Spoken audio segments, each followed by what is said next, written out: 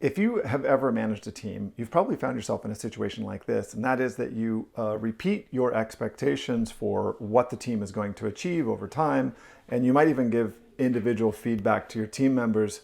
And you do this on an individual basis, you do this in team meetings, you do this at your annual retreat, and yet it seems like most of your teammates are not really hitting what you would consider to be your minimum expectations. If you're doing this, you're failing as a leader. The fundamental functional definition of leadership is the ability. Leadership is really just not even the ability. It's the fact that one individual or multiple individuals are guiding another group of individuals to achieve something, to achieve some common goal. And so if you're setting that goal and your team's not achieving it, then you're not really providing leadership to your team. And that's what we're going to talk about today is the results cycle. I call it the results cycle. It's something that makes a lot of sense and is pretty common sense. But in this video, over the next few minutes, we're going to go over exactly what that means.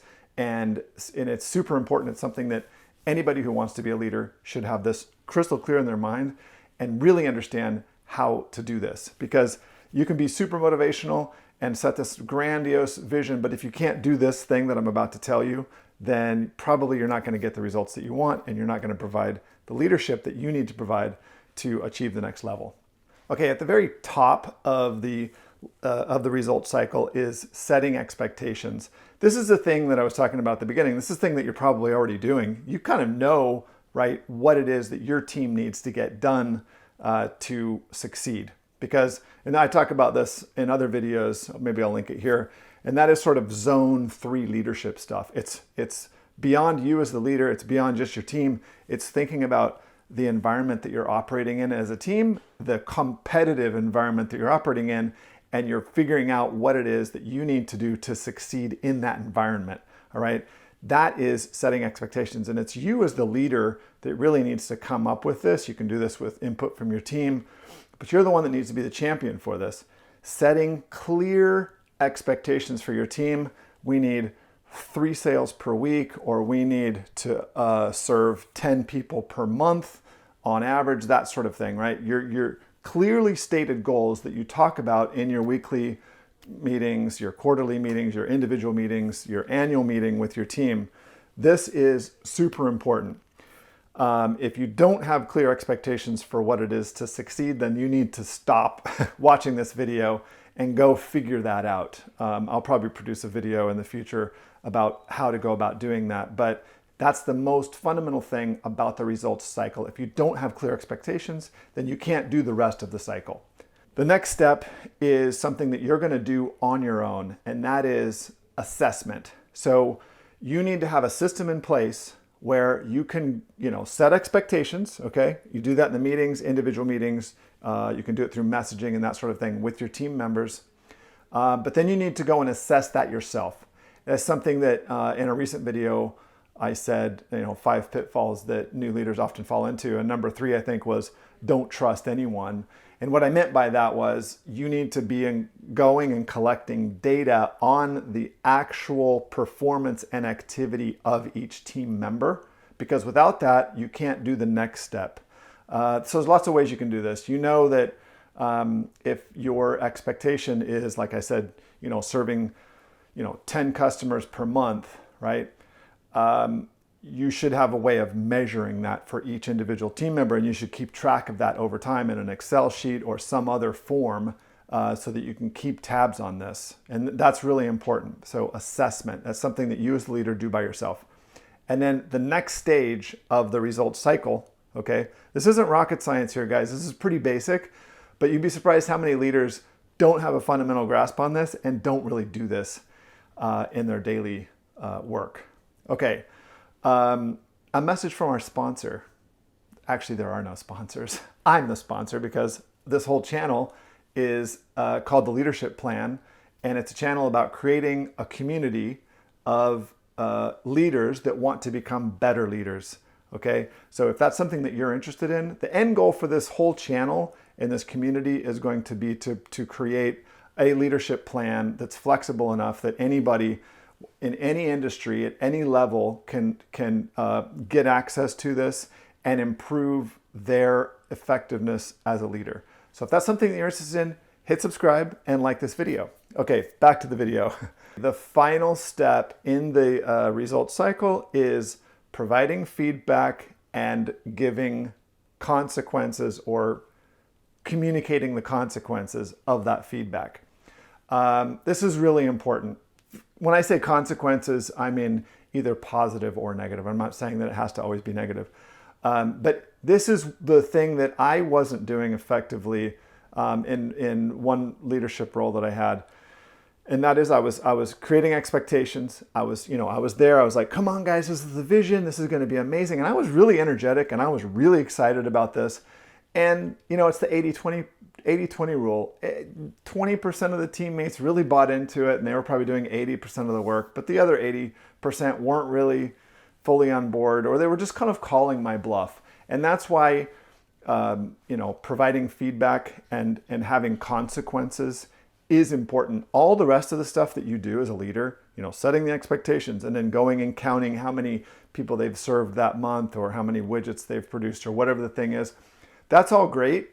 But if you don't give feedback to them and then provide some kind of consequences for that feedback, either positive or negative, then you're never going to close the cycle.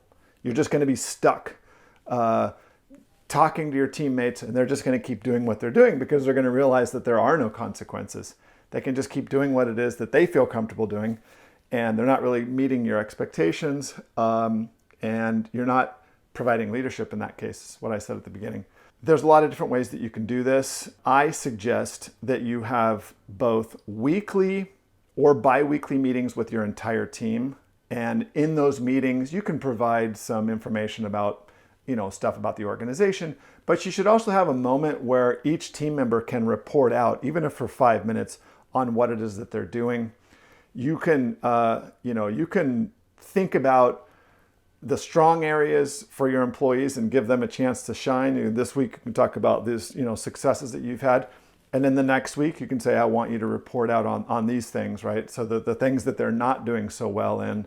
And what you'll find is those team members that just consistently hit or exceed expectations, they will provide a baseline for the employees that aren't meeting expectations. They'll create their own sort of peer pressure that you don't even have to apply, right? It's just them realizing that they're not performing as well as other people, and so they'll try harder just because of that. That's one way to do this. You should also do this in individual meetings, especially if it's very negative feedback. So I do this in weekly meetings with my team members. And then I also do a semi-annual evaluation and then an annual evaluation. The semi-annual the semi-annual, I view that, I do that after 6 months, obviously. I view that as a way of like, hey, this is what you've done over the last 6 months. This is your score. If you were going to get an annual evaluation today, this is what you would get on a scale from 1 to 5. And if you don't like that, here's some suggestions for what you could do to improve it and go from a 2 to a 3 or a 3 to a 4, that sort of thing. That's really important. If you're not doing semi-annual and annual evaluations, start doing them. But certainly on those weekly or bi-weekly meetings that you have with the individuals, you can just go over every single project that you're working on and give them immediate feedback. Hey, my expectations are that you would have had more than 7 customers served this month. Our expectation is 10. You're not meeting those expectations. Is there something that you need from me? Talk to me. Are you struggling? Maybe, because there's always the potential that the individual is trying very hard, but there's just other extenuating circumstances. With the negative feedback, this is very difficult, especially for new leaders or young leaders. Don't make it personal. You've already set the expectations. They know what the expectations are, and so they know that they're not meeting those expectations. You just keep repeating this to them, and then in their annual evaluation, or sooner, depending on how grave the situation is, then there are consequences, okay? In the annual evaluation, they're not going to get a satisfactory evaluation, which means that they might not get access to a bonus that year, or if there are pay increases that are coming for their entire organization, they don't qualify, or they don't qualify for some other benefits that higher performing employees get. So it doesn't have to be that you're firing that individual, because maybe you're getting, you're 85, 90% there. You just want them to get up to that 100% mark. Those are ways to do that. The other side of the coin here is positive feedback. So when you give positive feedback, especially if they're hitting it out of the park, that's when you need to go into your Teams chat or Slack or whatever your organization uses, and you need to say, shout out to Sally. Sally served 15 customers this month. She completely hit it out of the park, and she just killed it. Everybody, congratulate Sally. This just sends a message to the team.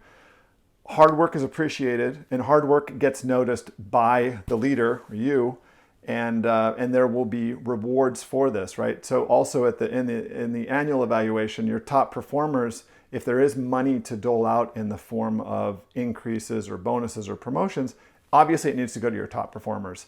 Nobody should be surprised by promotions or by the bonus that you give them. It should be obvious to them that they exceeded expectations and that they completely crushed it. This is the results cycle. It's fundamental to your work as a leader, and it's not rocket science. It's pretty easy, but you have to do all three of these things. You have to set expectations. You have to go and assess their work. You have to provide feedback, either negative or positive.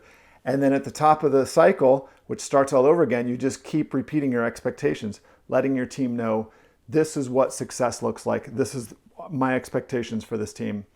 It's Martin Luther King Jr. Day, and I have the rest of the day off. So I'm going to go have lunch and probably go for a walk because it's beautiful here in South Texas. All right. I look forward to seeing you guys in the next one. Bye-bye.